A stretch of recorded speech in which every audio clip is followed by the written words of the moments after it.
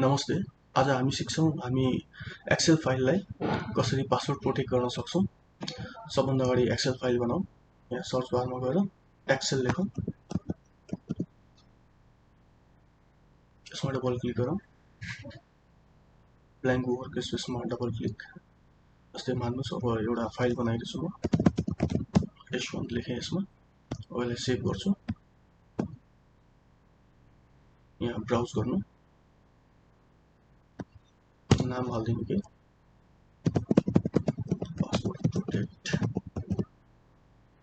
अब ध्यान दिनुपर्ने कुरा के हो भनेपछि यो जुन टुल्स छ यो टुल्सको ड्रप डाउनमा क्लिक गरौँ।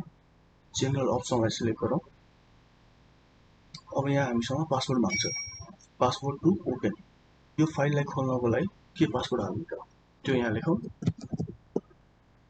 अब पासवर्ड टु मोडिफाई। अब यसमा केही चेन्जेस गर्नु पर्यो भने त्यसको लागि के पासवर्ड हाल्नु त यो पनि हालिसकेँ मैले। अब यसलाई ओके गरौँ। अब यहाँ पासवर्ड कन्फर्म गर्नु भनिरहेछ। कन्फर्म गरौँ।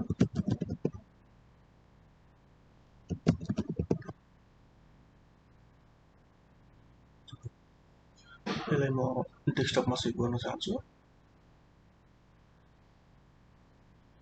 डेस्कटप सेभ गरौँ। अब यसलाई काट्दौँ। अब हेर्न सक्नुहुन्छ यहाँ डेस्कटपमा एउटा फाइल बनिसकेको छ। अब म यसमा डबल क्लिक गर्छु। यसले मसँग पासवर्ड सोध्छ। पासवर्ड हालौँ। अब यसले फेरि पासवर्ड मागिरहेछ।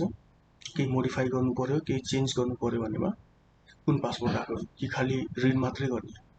रिड मात्रै गर्नु छ भने रिड ओन्ली गरौँ, हैन भने मोडिफाई गर्नु छ भने यहाँ पासवर्ड हालौँ र ओके गरौँ।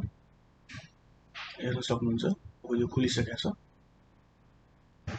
सो यो भिडियो कस्तो लाग्यो तपाईलाई तल कमेन्ट गर्नु होला।